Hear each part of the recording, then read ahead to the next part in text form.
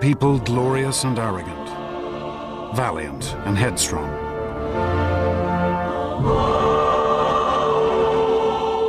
These were the men and women who laid the very foundations of Western civilization. Their monuments still recall perhaps the most extraordinary 2 centuries in history. A time which saw the birth of science and politics, philosophy, literature and drama. Which saw the creation of art and architecture we still strive to equal.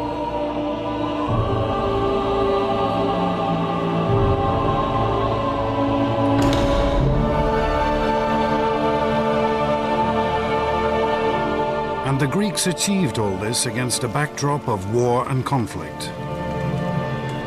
For they would vanquish armies, navies, empires many times their size, and build an empire of their own which stretched across the Mediterranean.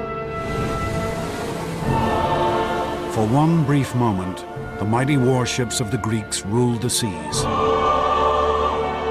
their prosperity unequaled. These achievements which still shape our world, were made not by figures lost to time, but by men and women whose voices we can still hear, whose lives we can still follow. Men such as Themistocles, one of the world's greatest military generals. Pericles, a politician of vision and genius.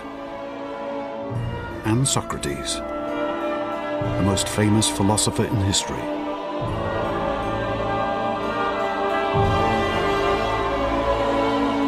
This is the story of these astonishing individuals, of the rise and fall of a civilization that changed the world.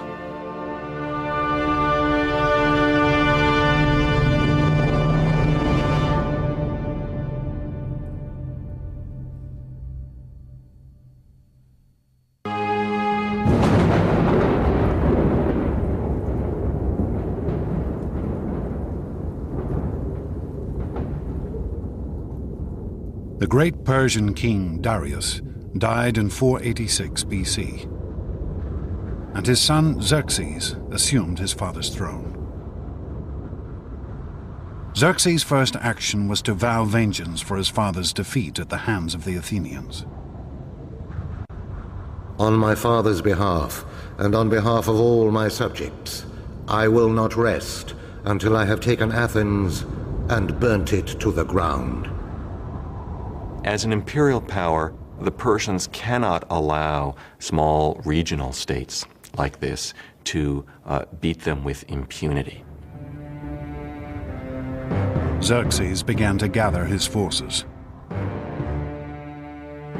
He conscripted troops from every corner of his empire. Arabians, Egyptians, Phoenicians, as well as Persians. Rumors began to leak back to Athens that Xerxes' army numbered nearly 2 million men, that it was the greatest force the world had ever seen, that soon it would be ready to march.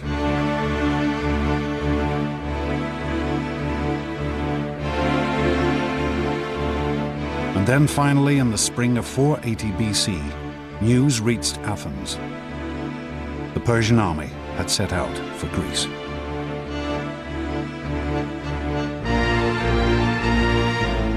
History records that Xerxes' troops drank rivers dry.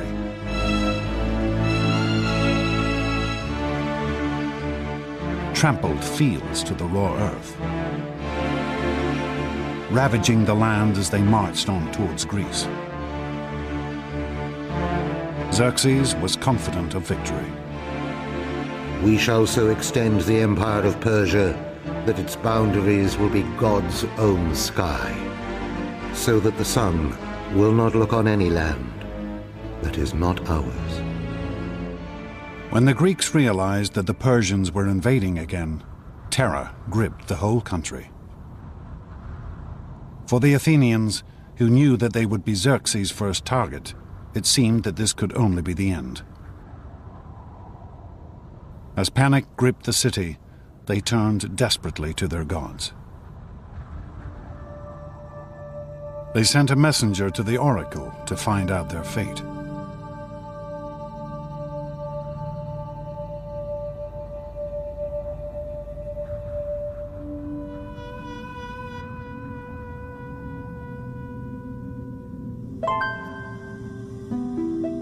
Here, high in the Greek mountains, can still be found the site of Delphi, the most famous of the Greek oracles. Built around a vast chasm in the mountain from which a sacred spring still flows. Here the Greeks would come to discover their future.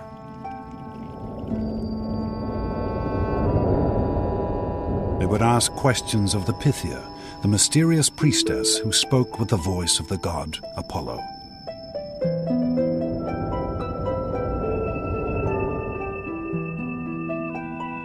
People came from all over the Greek world to consult Delphi, and sometimes came from outside the Greek world as well. It was considered to be the centre of the universe. The omphalos, the navel stone of the whole world, was at Delphi. People asked questions about their private life, which are just the sorts of questions people want answers to now. Archaeologists have discovered copies of the questions asked of these ancient oracles. Has Aristos stolen the wool from the mattress? Hermione asks, "What should I do to have useful children?" But as the Athenians walked up this path 2,500 years ago, their question was simple and grave. What could they do to save themselves? The oracle's response could not have been more negative. Why sit you, doomed ones? Fly to the ends of the earth. All is ruin, for fire and the headlong god of war shall bring you low.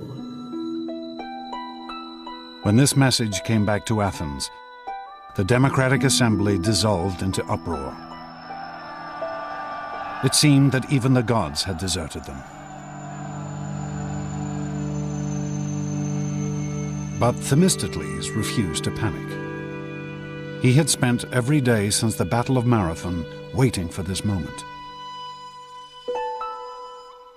He sent the envoys back to Delphi for a second prophecy. Though all else shall be taken, Zeus, the all-seeing, grants that the wooden wall only shall not fail. Argument raged as to what this wooden wall could be. Some said it meant the stronghold at the center of Athens, the Acropolis. But Themistocles had a different idea. He read the oracle and he insisted that it had a different interpretation. He said the ships are the wooden barricade which are going to be the key to our success. Themistocles' plan was daring. Avoid a conflict on land and fight the Persians at sea.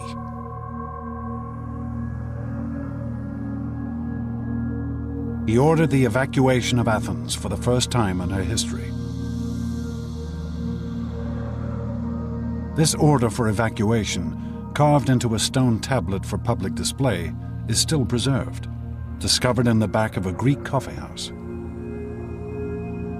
The Athenians shall send their children and wives to the village of Troezen. All the men should embark on the 200 ships that have been prepared to fight the barbarian. Themistocles ordered that his fleet of triremes should gather at Salamis, a tiny island off the Athenian coast. Themistocles' strategy is remarkable not only because it is innovative and because it is bold, but because it requires extraordinary self-sacrifice on the part of the Athenian people. He wants every man, woman, and child to leave their homes and possessions and to go into exile.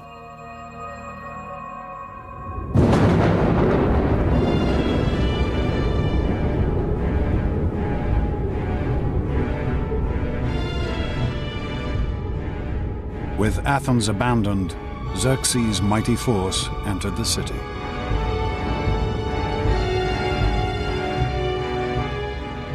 The Persians march in and go up onto the Athenian Acropolis, the symbol of Athens. And they burn it.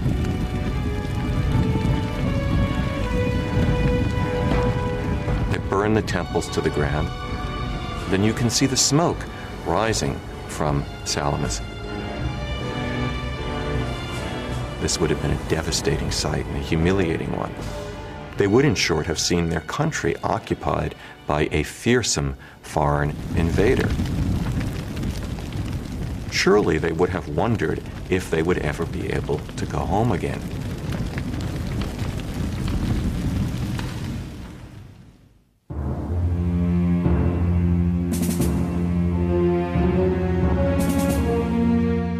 As night fell, Themistocles met the leaders of the other Greek city-states on the island of Salamis. They had also assembled their much smaller fleets here. Their scouts had reported back. The Persians now not only held Athens, but had also gathered a mighty fleet 4 times the size of the Greek forces.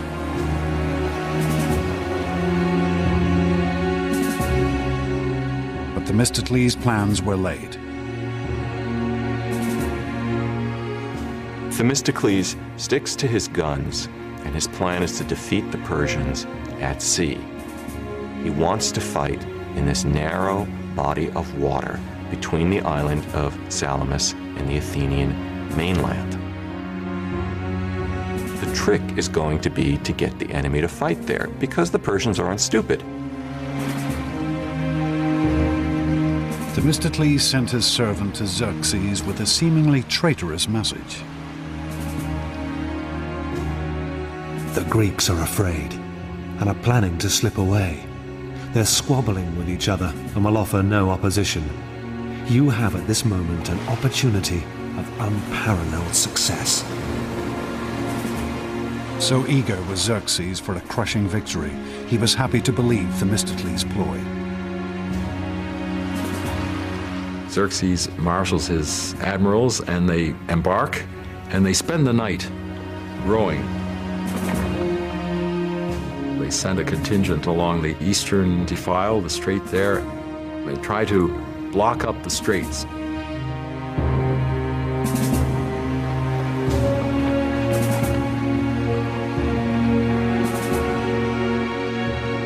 Only as the dawn rose did the Persians realize the true nature of Themistocles' plan. They discovered the Greeks not in disarray, but ranged in a battle line across the narrows in front of them.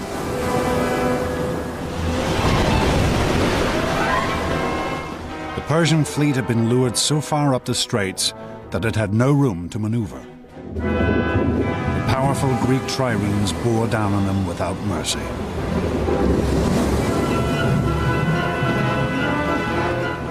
The Greek playwright Aeschylus fought in the battle and lived to tell the tale. We heard from every part this voice of exhortation. Advance, ye sons of Greece, from slavery save your country, save your wives, your children save. This day the common cause of all demands your valor. The Greek forces smashed into the cornered Persian fleet.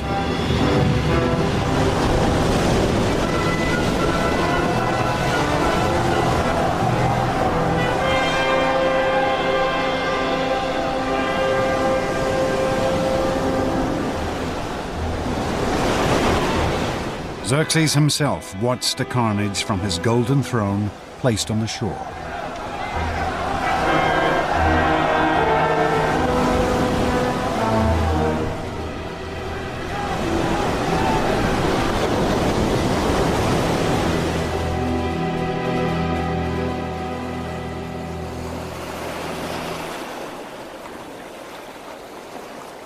At the end of the battle, the Persians had lost 200 ships. For the Greeks, it was a stunning and conclusive victory. victory at Salamis is tremendously important for Greece and for the Athenians. It breaks the Persian navy. The Persians can no longer guarantee that they can feed their army, nor can they guarantee the safety of the Persian king. He must immediately get back to Asia Minor while the going is good. In practical terms, the game is over, and the Greeks have won. Themistocles' triumph was complete. He had persuaded the Athenians to build a navy. He had convinced them to sacrifice their entire city to bring them victory at sea. His instincts had been proved right. He had defeated the greatest empire of the day. And he had now placed Athens in a position where she could build an empire of her own.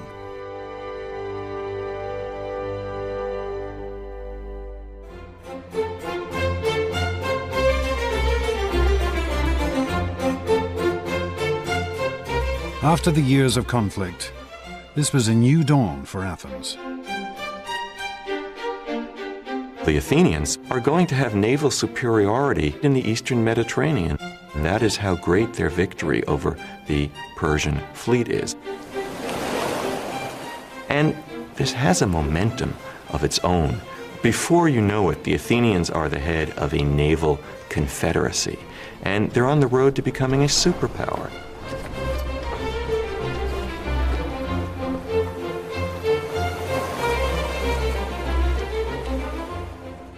The Athenians founded the Delian League,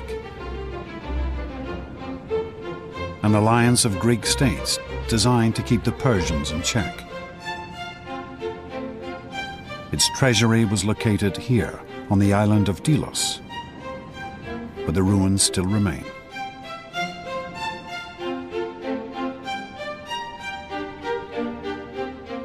By 450 BC, this league had more than 200 member states, but Athens was the undisputed leader. The Delian League had become Athens' empire in all but name.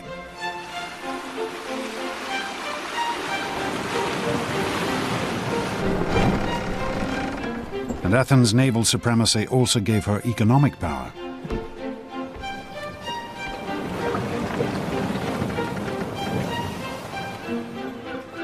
She became a city at the center of a vast trading network. Goods from all over the Mediterranean flooded into her harbors.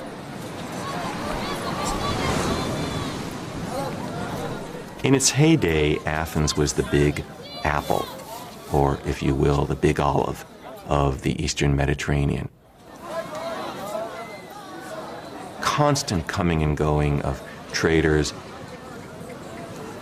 The wharves would be busy, full of people in a cacophony of language.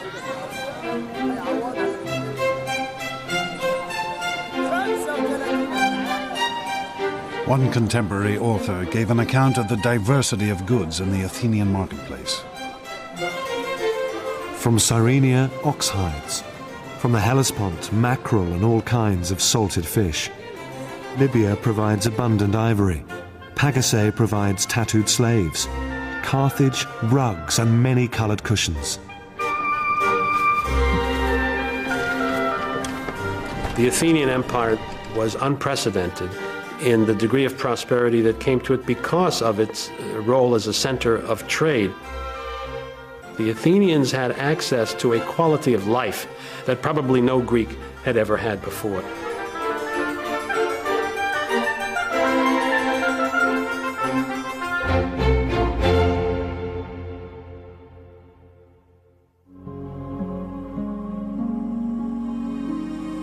Athens' rise to economic and political supremacy occurred at lightning speed. After the Battle of Salamis, she became the dominant power in the eastern Mediterranean in less than a generation. And at the city's heart still lay her unique system of government, democracy. A system of voting using pebbles, olive leaves, or the show of hands that decided every aspect of the city's government.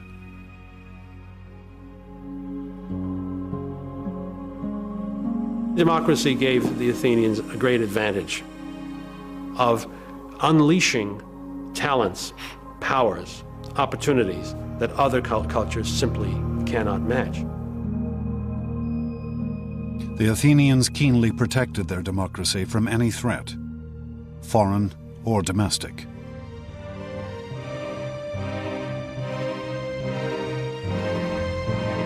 Once a year, each citizen could scratch the name of an individual onto a shard of pottery, known as an ostraca,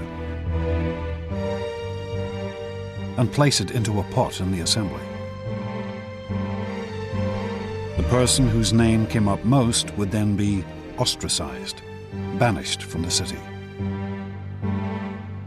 This was the Athenians' method of protecting their government, expelling any person they felt might become too powerful. But Athenian democracy could turn on any citizen, even its greatest war hero. Themistocles now found himself under attack. The threat was gone now. His raison d'etre has been taken away. This is something he can't understand. Themistocles reacts, perhaps in an uncharacteristically crude way. He reminded the Athenian voters of what they owed him. Voters don't want to be reminded in any period of what they owe to their politicians. They want to be told what their politicians can do for them. The Athenian people turned on the aging politician. Calculated, cruel, but deeply democratic. They ostracized the man who had led them to their greatest victory.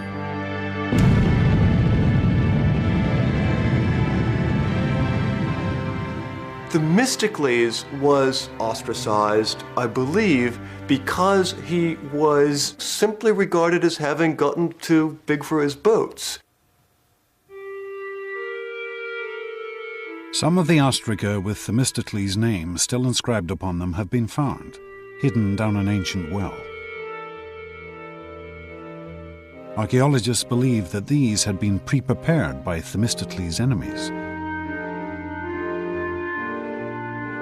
to be handed out to Athenian voters who couldn't write.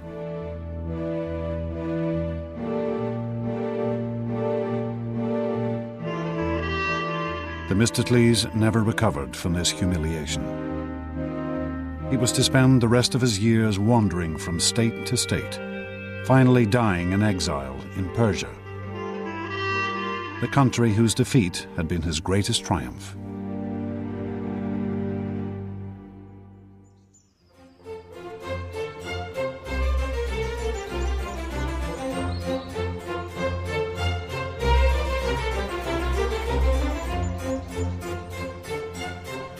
The Athenians were now looking for a leader who might fulfill their newfound sense of imperial glory. They found a man who seemed the perfect reflection of this new ideal. A man who would change the face of Athens forever. A man named Pericles.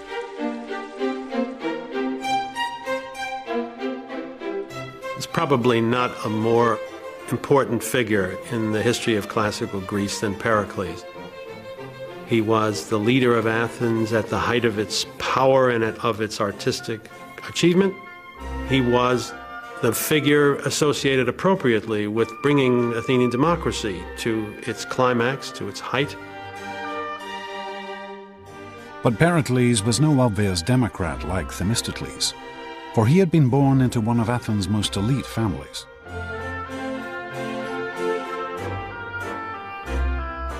And perhaps because of his aristocratic origins, Pericles knew what the people of Athens now wanted: a city fit to rule an empire. It seems clear that Pericles had in mind to create a city whose greatness would be admired by the people who lived there, by everybody else in the Greek world, well into the future.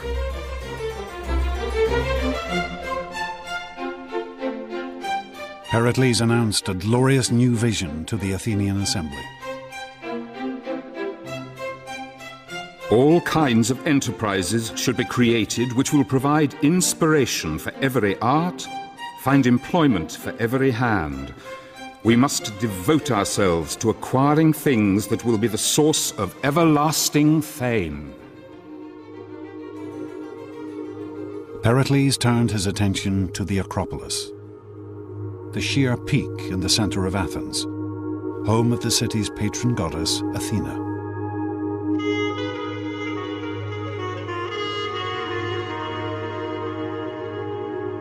"20 years earlier, the Persians had burnt down the temples that stood here. Ever since, the Athenians had left these ruins untouched, as a memorial to those killed in the war.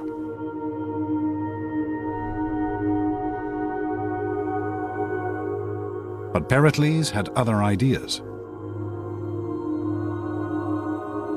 He proposed a massive reconstruction plan. At its center would be a new Parthenon, a temple to Athena, and it would be one of the most astonishing buildings of the ancient world.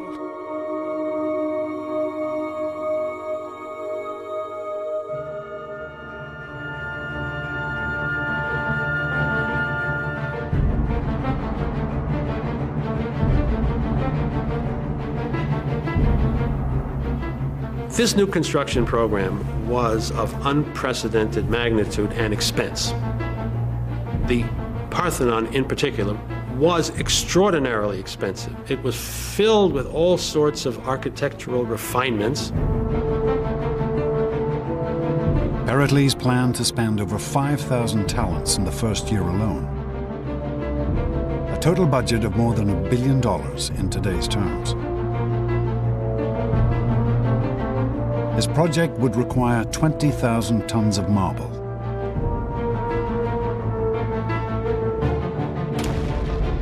The Athenian quarries at Mount Pentelicus, just outside the city, resounded as hundreds of workmen traced out and carved great blocks of marble from the mountain.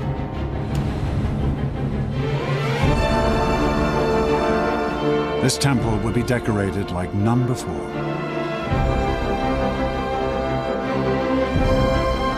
Sculptors and craftsmen were gathered from all over the Greek world. With them stood Pericles, for he treated the building of the Parthenon as his own personal project. He selected architects, he selected the men who designed the plans. Pericles was directly involved in the planning process. Some protested that he was decking out the city like a prostitute. But when the building was completed in only 15 years, his critics were silenced.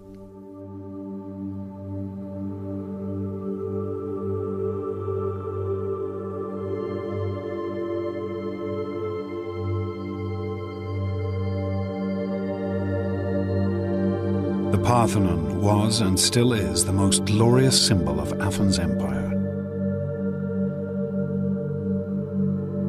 Here was the spiritual heart of the city, the mark of her wealth, power, and artistic genius.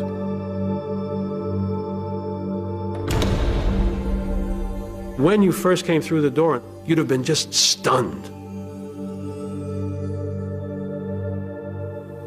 You'd have been confronted immediately by an enormous 40-foot-high statue of Athena in gold and ivory and studded with jewels.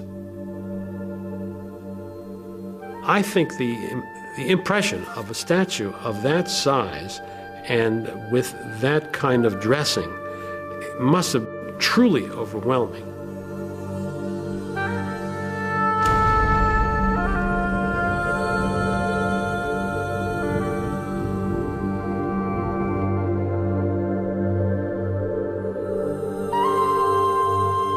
Pericles had embellished his temple like no other.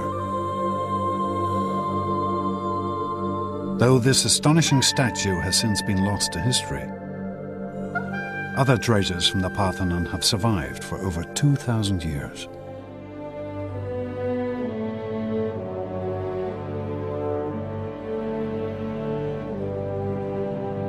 The most famous is the Parthenon frieze.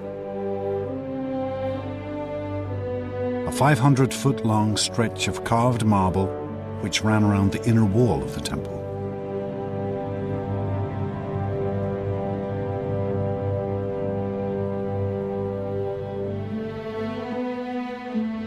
The Parthenon frieze is only 2.5 inches thick at its maximum depth, and yet in this space the sculptors carved rank upon rank of crowded figures, a great procession of Athenians, glorious and elegant. Here Pericles offered his fellow citizens a vision of themselves and their democratic state at the height of their glory. Democracy itself becomes heroized in that monument. It's a very democratic thing that wants to include all those citizens who participated in beating off the first great threat to democracy, which was from the Persians. These are ideals to which you can aspire.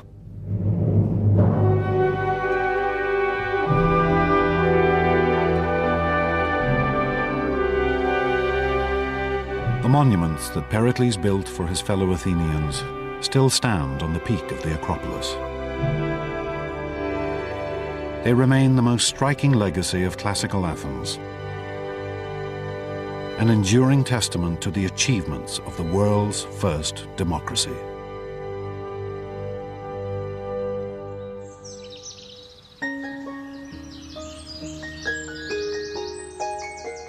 But Pericles was not simply concerned with astonishing construction projects.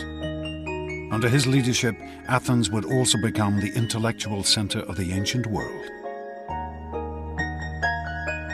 Pericles was remarkable in that he associated with the leading minds of his day in just about every field of endeavor. In these years, Pericles played host to an astonishing generation of individuals.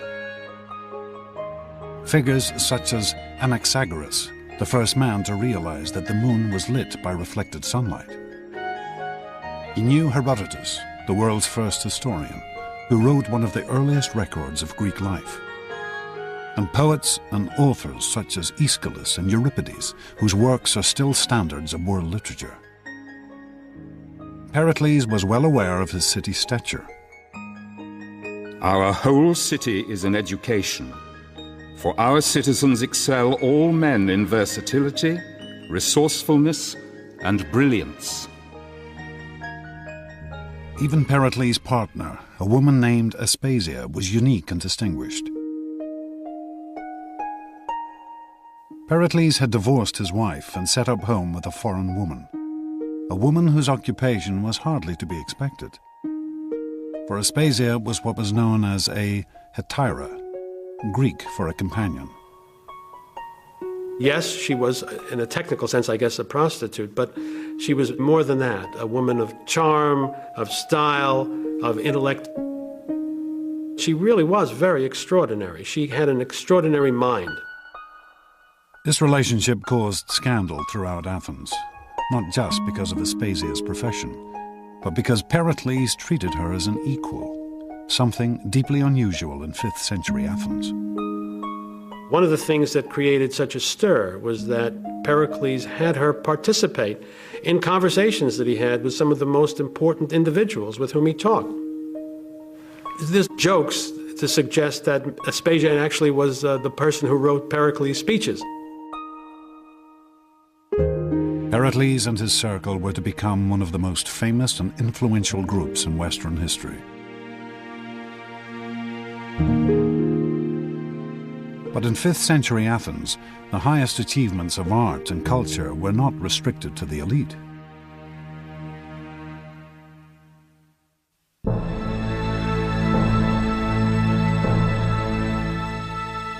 Here in the shadow of the Acropolis sits the world's first theatre. Twice a year, the Athenian population would gather here to watch a great festival, a festival of drama. Television, cinema, theatre, all owe their existence to this place. For here is the home of popular entertainment. There's one huge difference between the ancient theatre and our own, and that is that it was incredibly noisy.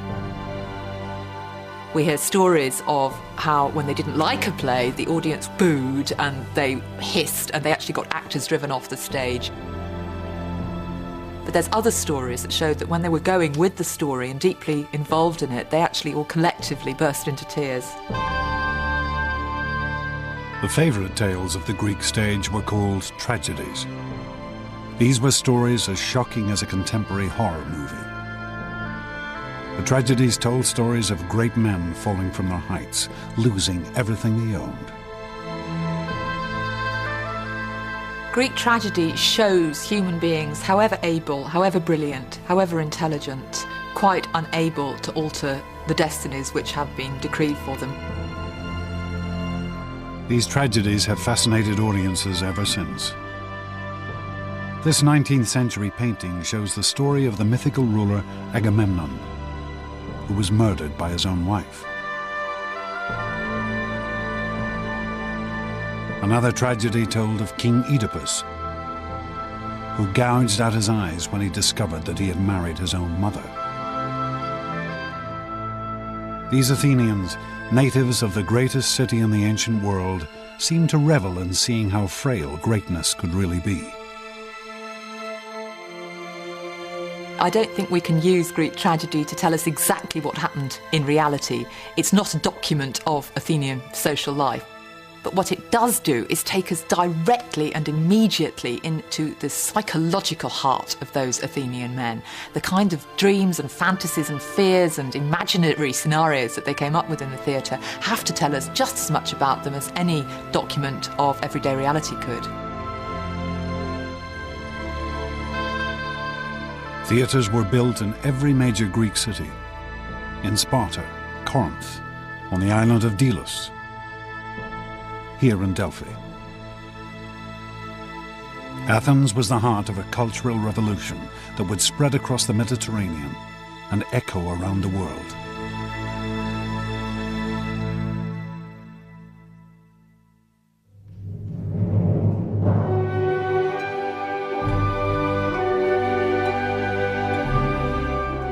Periclean Athens seems to me to belong in a smallish collection of cities where truly great moments in the human experience took place.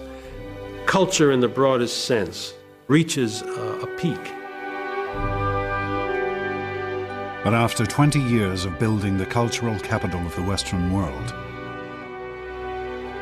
Pericles and his fellow Athenians would now find that their theatre and their tragedies would hold a bitter sting.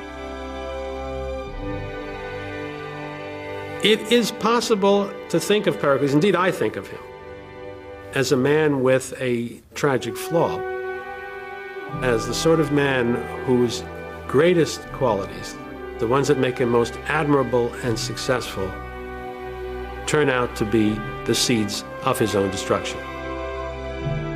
Pericles began to plan a grand new venture. A venture even more ambitious than the Parthenon. He wanted to make Athens the undisputed leader of the Mediterranean. Little did Pericles know that he would now bring Athens not glory, but death, destruction, and the loss of her empire.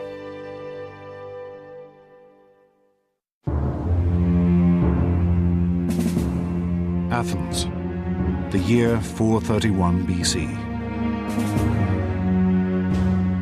Pericles takes the podium of the great democratic assembly and presents the Athenians with his most daring plan. War with Athens' oldest enemy, the city-state of Sparta. Sparta was the only other Greek city-state which still matched Athens in power. For the Spartans, trained from birth in the arts of war, were a fearsome military force, and they ruled all of southern Greece. Pericles was convinced it was time to finally vanquish this old rival. Victory over the Spartans would make Athens the undisputed leader of the Mediterranean. If we go to war, as I think we must, be determined that we are not going to climb down, for it is from the greatest dangers that the greatest glory is to be won. The assembly embraced Pericles' plan. The Athenians were never ones to shrink from a fight. The ancient Greeks as a whole were not by any stretch of the imagination a peace-loving people. Peace was an interruption of war rather than vice versa, and the Athenians were as bellicose as any other Greeks.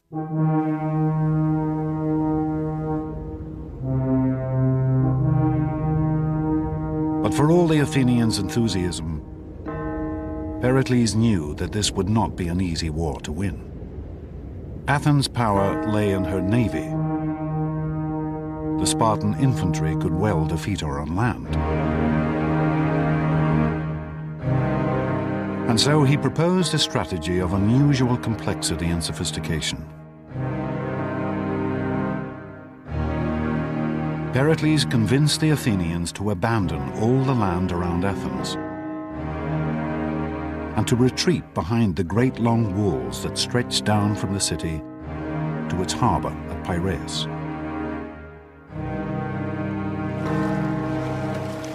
Pericles would use the Athenian navy to supply the city by sea.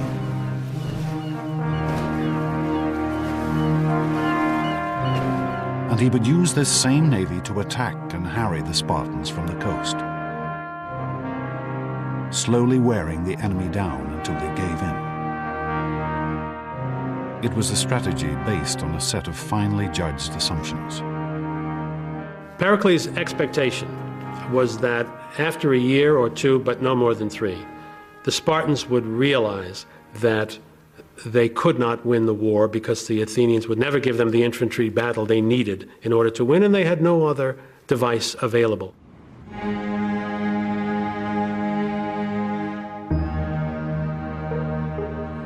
The Athenians crowded behind the city walls. Confident in their vision of imperial power and glory, they assumed that Pericles' strategy could only bring them victory.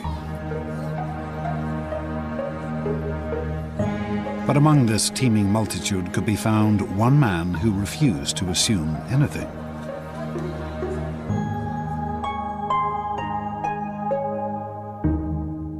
A man unique in Athenian society.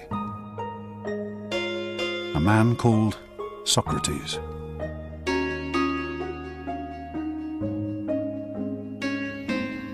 If you were an ancient Athenian citizen, the first thing you'd see is a man who was unbelievably ugly. His head was too big, his eyes were too large, his nose was all the wrong shape. Socrates' appearance breaks every rule of classical Greek aesthetics, of the idea of proportion and measure. Socrates walked the streets of Athens barefoot, clad only in a dirty robe. He cared nothing for appearance or any of the other conventions of his day.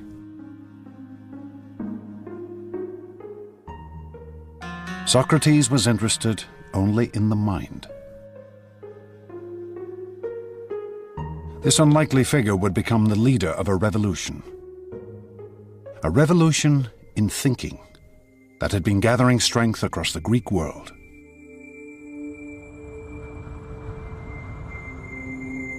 This revolution had begun far to the east of Greece, in the legendary city of Babylon, where the world's first astronomers had gathered great records of the movement of the stars, the sun, and the moon, for they believed that these celestial bodies were gods. This knowledge and study of the heavens had been slowly spreading across the ancient world, until it reached Greek colonies on the coast of what is modern-day Turkey. There, a shattering change occurred. For the Greeks took this astronomical knowledge and transformed it. They took the gods out of the heavens and replaced them with reason. Gradually the Greeks begin to say, these are not persons, these are things. There's an orderly world which the human mind can actually capture. It is subject to our understanding. These Greeks began to calculate and predict the movement of the moon and stars through mathematics and logic, rather than using gods and spirits to explain everything. It was the birth of science. The first great Greek scientist, a man named Thales, wrote the earliest book on navigation and how to sail using the stars as a guide. And on a journey to Egypt, Thales was the first man to measure the height of the Great Pyramid. Brilliant idea. He stood next to the pyramid until high noon, when his shadow was exactly the same length as his height. And at that point he measured the shadow of the pyramid and accordingly knew the the height of the pyramid, which is actually an application of a rather sophisticated geometrical theorem. But Socrates was not interested in the stars and the heavens. He would use this new way of thinking, using reason and logic, to study people. The great change comes with Socrates, who turns his back, so to speak, to the world of nature. What he cares about is the individual. You become an object of study and care. Socrates spent his days in conversation, walking the streets of Athens, talking and debating with anyone he met. With over 150,000 people now packed behind Athens' walls, he was in his element. One of the amazing things about Socrates is that he is the first fanatical urban individual. He loves the city. He makes life in the city one of his major concerns. Socrates' life was spent questioning the assumptions his fellow Athenians held about their lives. What they felt was right and wrong, what was good and bad. And he was happy to turn convention upside down.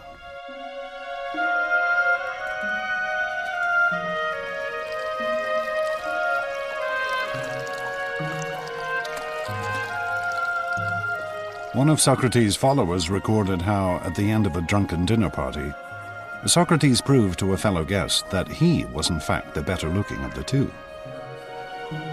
My eyes must be more beautiful because they bulge out, and therefore I can see better.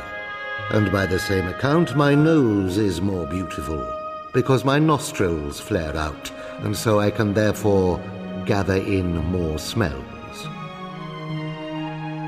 This is typical Socrates, using reason and logic to examine the world anew.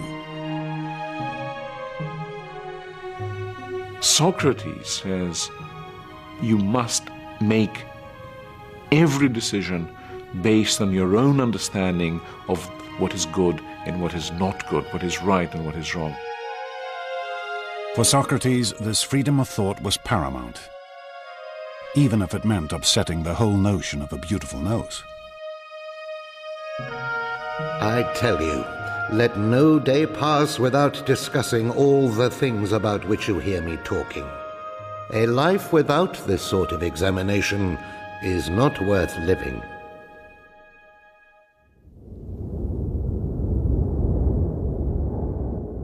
But as Socrates spent his days in debate, his city was fighting a war.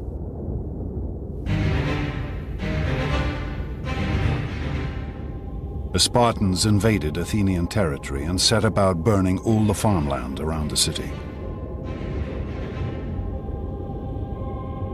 The Athenians became increasingly anxious.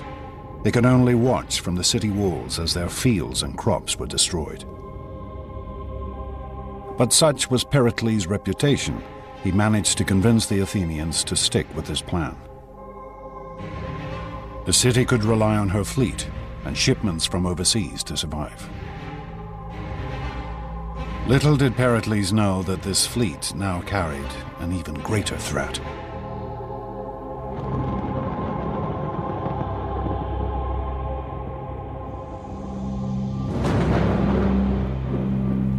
One year into the war, the grain boats that fed the city brought with them an additional cargo: plague. A disease that would now devastate Athens. Pericles' plan couldn't anticipate difficulties that we now would suggest were rather likely in those circumstances of crowding. And the results were horrendous. With the population crammed behind the city walls, the affliction spread like wildfire. The symptoms were horrific. The Athenian historian Thucydides, who lived through these years, recorded its effects. The body was suddenly seized, first with violent heats around the head and redness and inflammation of the eyes, and then the disease descended into the bowels, producing violent ulceration and uncontrollable diarrhea.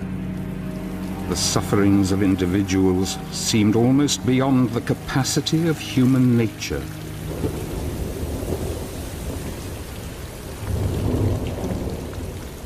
Sufferers, racked with fever and overcome with unquenchable thirst, would crawl into the city cisterns and water mains to die.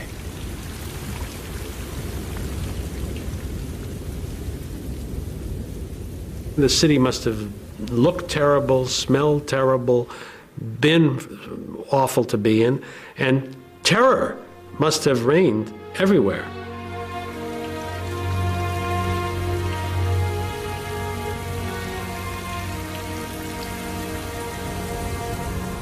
The plague would kill over a third of Athens' population. And then it struck the city's figurehead, Pericles.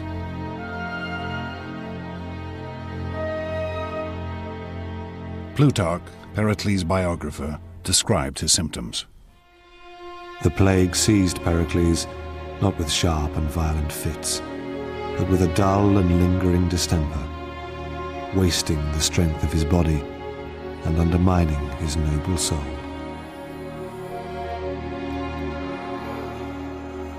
By the end, the patrician hero of the city was reduced to relying on potions and magic in an attempt to cure himself.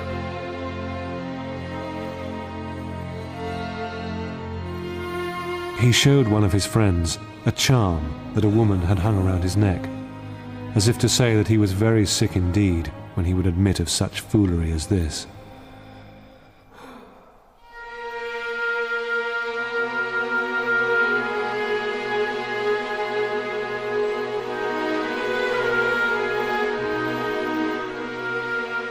Finally, after 6 months of lingering illness, Pericles died in 429 BC.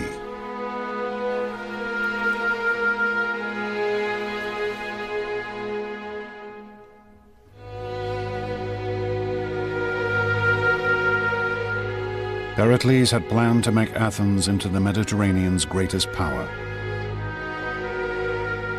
But his carefully calculated strategy had brought only disease and death.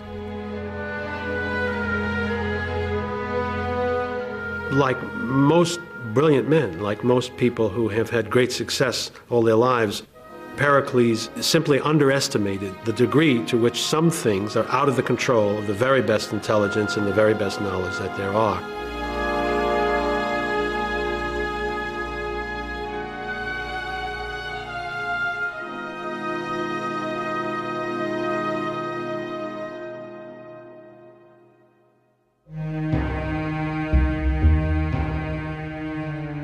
Pericles' death would have far-reaching consequences. It soon became clear that this one man had been the linchpin of the Athenian state. Without a single strong leader, countless figures now scrambled for the top position. And they were happy to do anything the people wanted, if it gave them power. For Pausanias, the effects were swift and dramatic. Pericles' successors, who now wanted to occupy the top position, simply followed the prejudices and passions of the masses in order to gain support.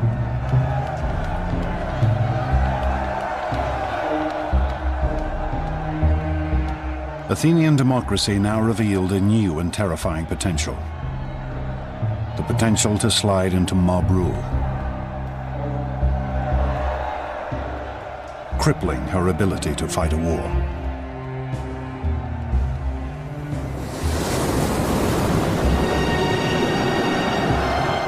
As the conflict raged on, an Athenian naval force won a skirmish with the Spartans in rough and storm-tossed seas. The generals who had commanded the force returned to Athens expecting a hero's welcome.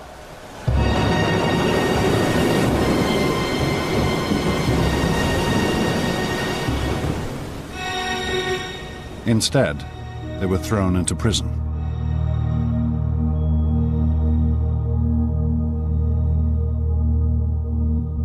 The storm had forced the Athenian commanders to sail straight back to Athens, without picking up any of their soldiers who had fallen overboard during the battle. Rabble-rousing speakers had convinced the assembly that this failure to rescue the men was a crime so appalling that all the generals should be summarily tried and executed.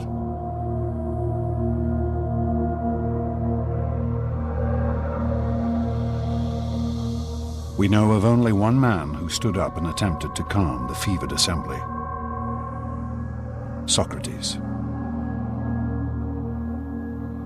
Socrates alone, and against the very, very serious and vocal and aggressive and mad, furious reaction of the public, stood his ground and said it was the wrong thing to do. He was going to vote against it.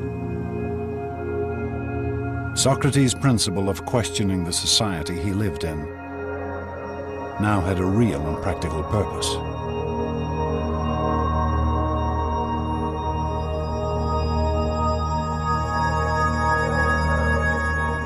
But in the end, Socrates was only one voice amongst the multitude, and he could not sway the assembly. The generals were condemned to death by drinking poisonous hemlock.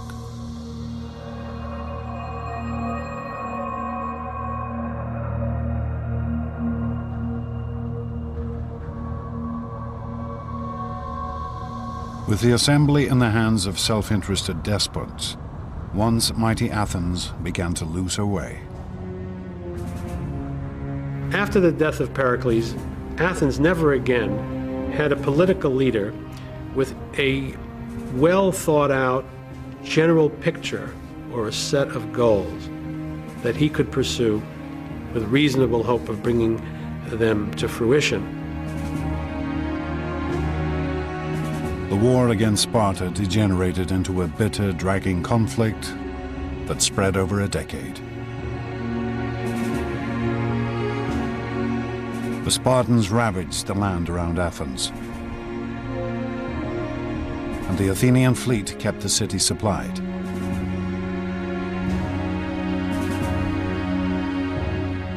Neither side was able to defeat the other.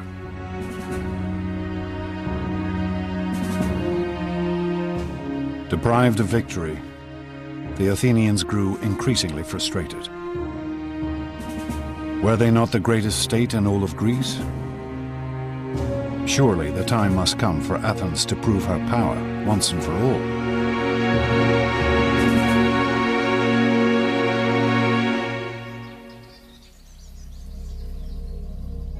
Then, in the year 416 BC, a daring proposal was put before the assembly. A small Greek colony on the island of Sicily had asked for protection. Protection from a neighbor allied with Sparta.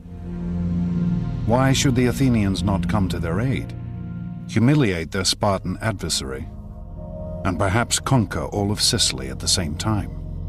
As one Athenian addressed the assembly, This is the way we won our empire, and this is the way all empires have been won.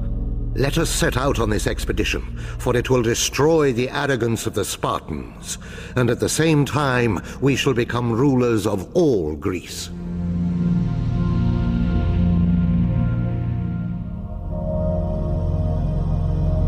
It was a bold plan to be executed on a vast scale, requiring a great fleet of warships and a landing force of over 10,000 men. The Athenians threw themselves into the project with fervor. Armorers beat out new weapons. Soldiers tested out their equipment. Stores were loaded onto a fleet of Athenian triremes.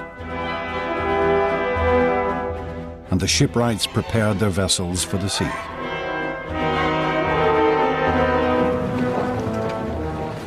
Then, to great fanfare, the mighty invasion force set out for Sicily.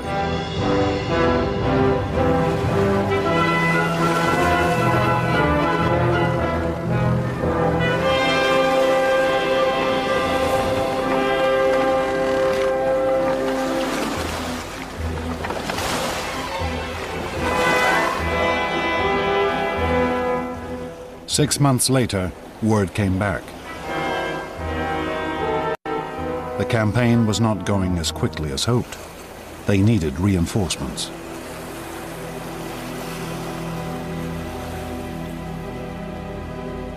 And then, nothing. No news at all.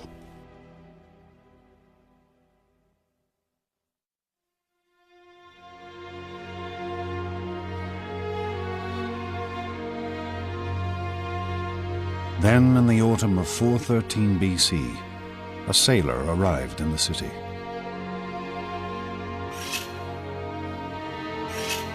A man who needed a haircut. And as he talked to his barber, he told an appalling tale of a vast and terrible slaughter.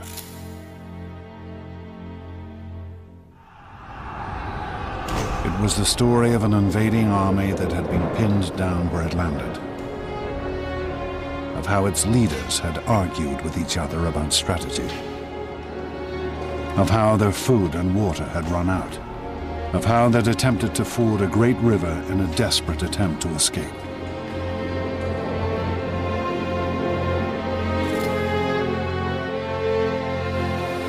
They rushed into it, all discipline lost, and every man wanting to cross first. They fell over each other and trod each other underfoot, and they drank thirstily. The water was foul, but still they went on drinking, mud, blood and all, the dead lying thick in the riverbed.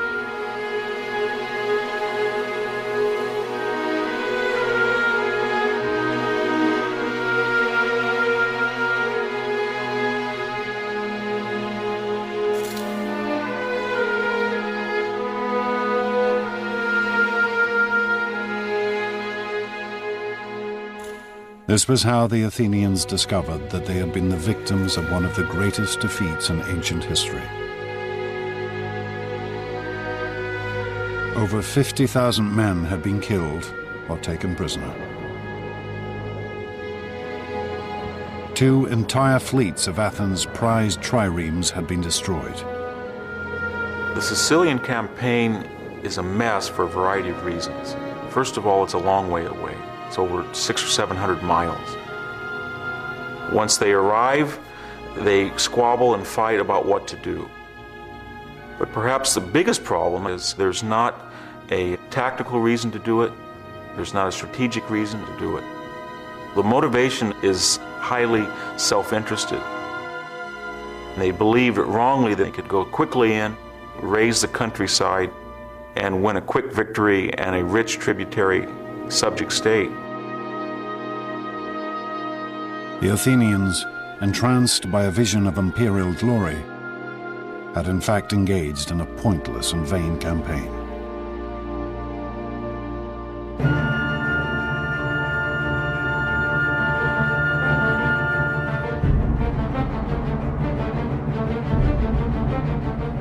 With Athens' military power now crippled, her enemies began to close in.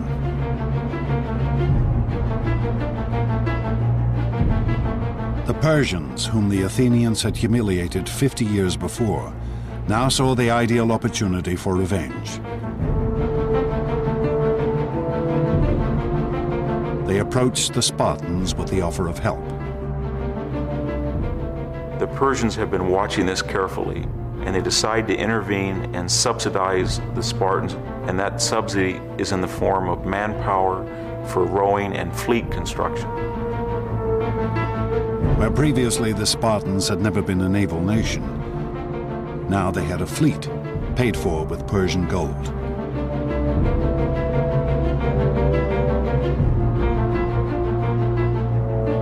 With Athens' navy decimated by the defeat in Sicily, the Spartans could now blockade the Athenian harbors. The great grain convoys from Egypt and the colonies could no longer get through. And finally, the Athenians began to starve in the streets.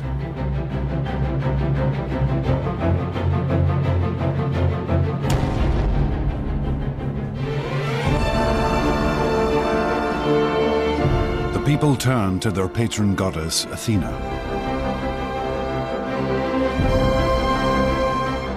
At the height of Athens' glory, only 30 years before, Pericles had honored her with the most glorious temple ever seen.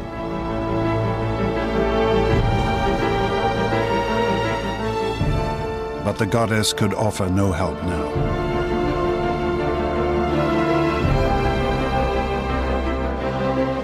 Athens, once so sure of her preeminence in the Greek world, was now home to a population ravaged by plague and war, besieged and starving. With her treasuries empty and her once proud fleet crippled. In 404 BC, Athens finally surrendered to the Spartan commander, Lysander.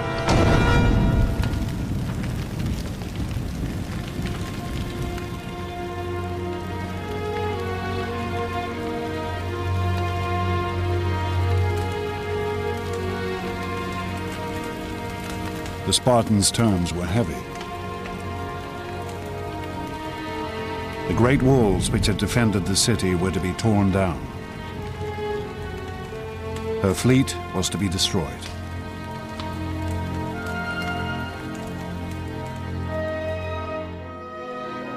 We had this wonderful scene of Lysander sailing into the Piraeus and dismantling the Athenian fleet. That's important because the destruction is symbolically a destruction of the Athenian Empire.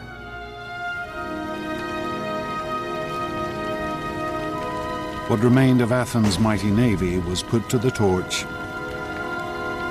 with only 12 ships allowed to remain. No longer would she rule the Mediterranean.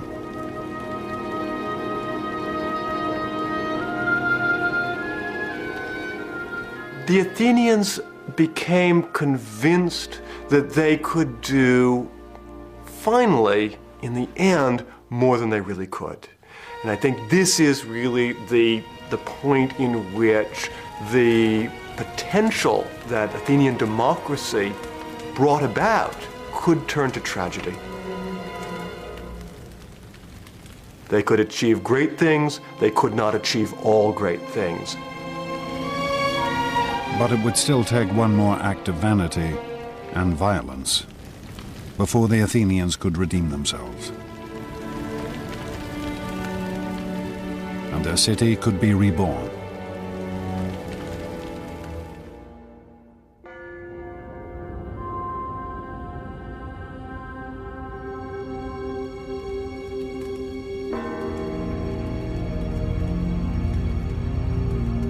Humiliated, their empire lost, the Athenians looked for someone to take the blame for their defeat. They searched for an enemy within their city walls, someone who had dared to question their dreams of supremacy.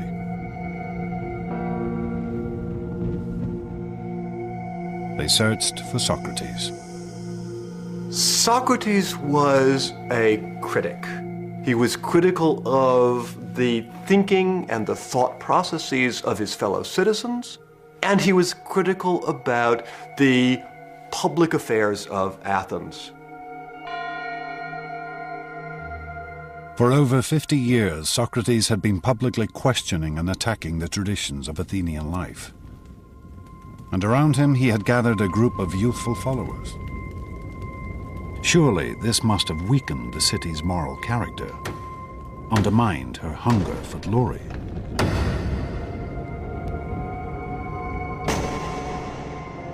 Socrates was arrested on charges of undermining the state religion and corrupting the youth of the city.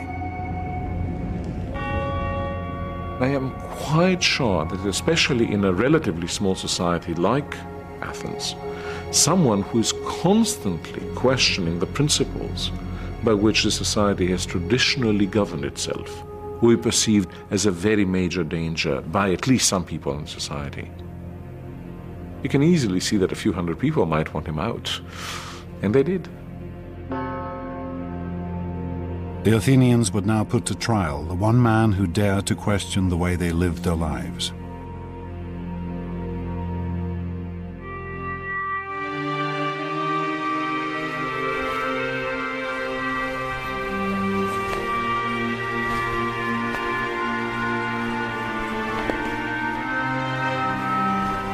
Socrates' trial would be held in Athens' central marketplace, under a canopy to shade the fierce heat of the Greek sun. He would be tried by a jury of his fellow citizens, chosen at random, the same kind of group that had condemned 6 generals to summary execution only 7 years before.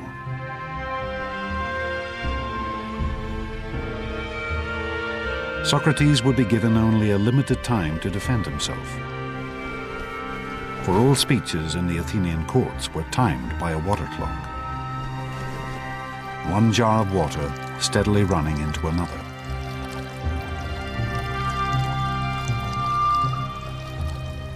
But Socrates shows no fear in the face of his accusers. In fact, he is positively stubborn. To put it bluntly, I've been assigned to this city, as if to a large horse which is inclined to be lazy and is in need of some great stinging fly. And all day long I'll never cease to settle, here, there, everywhere, rousing and reproving every one of you. It is not an approach designed to win sympathy. Socrates is setting himself and his life against the entire Athenian state. He is doing what he thinks is the right thing to do. He thinks the life he has chosen, this life of thinking for yourself, is the best life. As he says in his speech, the unexamined life is not worth living for a human being.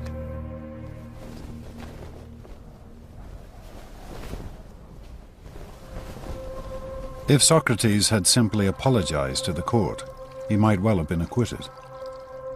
But instead, he demands free dinners for life, for all the work he has done. I can just imagine what that jury and the audience of that trial must have thought at the time. They must have been absolutely speechless. When the final vote came, the verdict could hardly have been a surprise.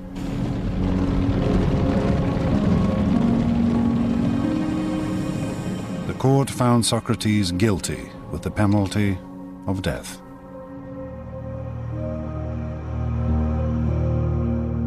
But Socrates reacted with calm and serenity.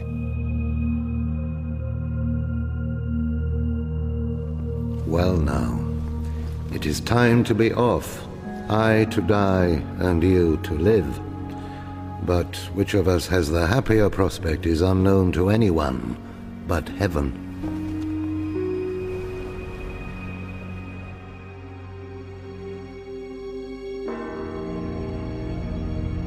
Socrates was taken from the court to Athens prison.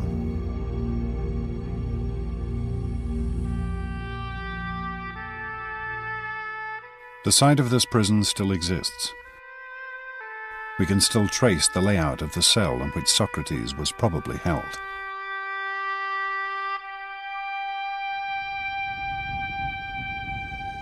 And we still have accounts of Socrates' last days from friends who visited him in his cell.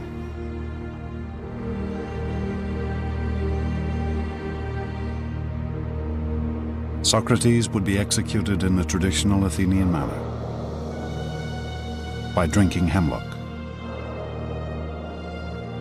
Some of the hemlock cups used for the poison are still preserved.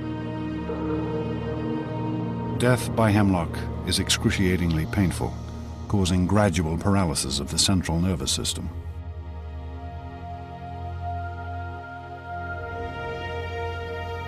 But as the moment of his execution drew near, Socrates turned to his friends, treating the whole affair as if it were nothing at all. For me, the fated hour calls. In other words, I think it's about time I took my bath. I prefer to wash before drinking the poison, rather than give the women the bother of washing me when I am dead. But as the hemlock was poured, his friends broke down. We have the account of one named Fido. In spite of myself, the tears came pouring down, so that I covered my face and wept broken-heartedly. And then everyone in the room broke down, except Socrates himself, who said, "Really, my friends, what a way to behave. I'm told that one should make one's end in a reverent silence. Calm yourselves and be brave."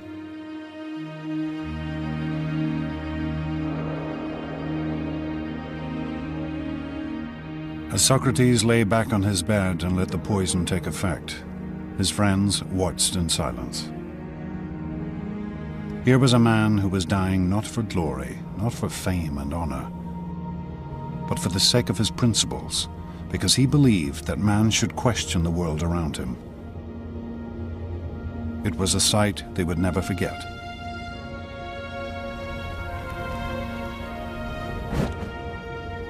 Socrates, in his life and in his death, becomes a completely new Greek hero.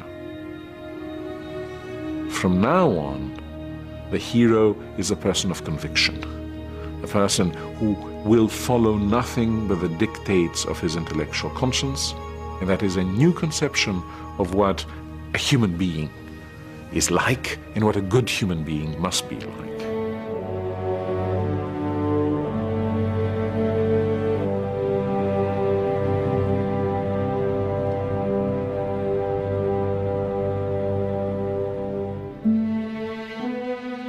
For centuries, the Athenians had believed in one ideal: the vision of a martial warrior hero.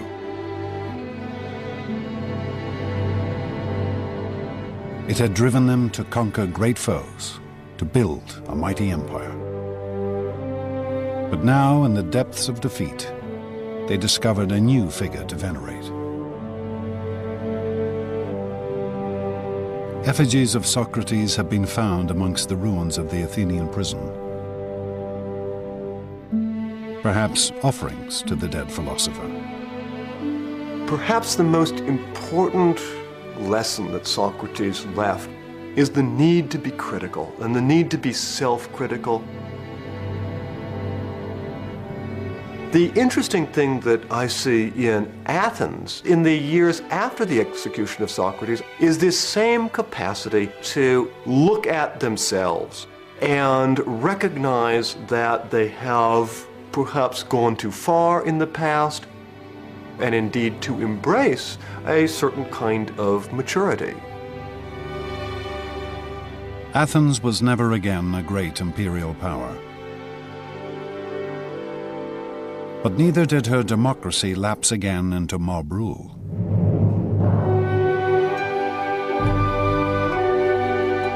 Instead, she became a city of intellectual inquiry.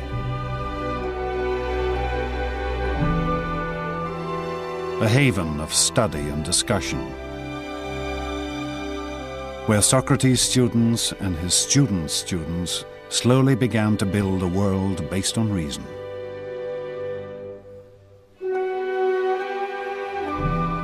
Plato tried to formulate the ideal society. Aristotle studied nature, establishing biology and zoology. And slowly the ideas and work of these Greek thinkers began to spread across the known world. One could say that a major part of the energy of the Athenians turns into building what one might call empires of thought. So where before you had Athens sending its ships to the various islands in order to collect taxes, here you have reason extending its dominion over all areas in which our lives are actually lived. Socrates' principles of reason, of questioning assumptions and the world around you, still endure.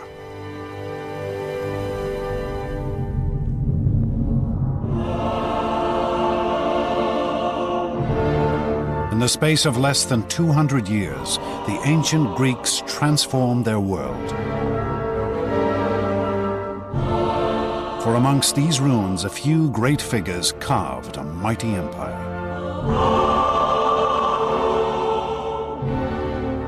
They invented democracy and politics, science and philosophy. They gave us literature and drama, art and monuments which still take our breath away.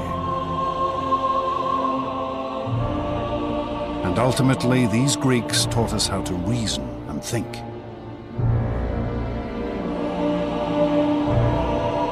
Two and a half thousand years later, their astonishing achievements continue to shape our world.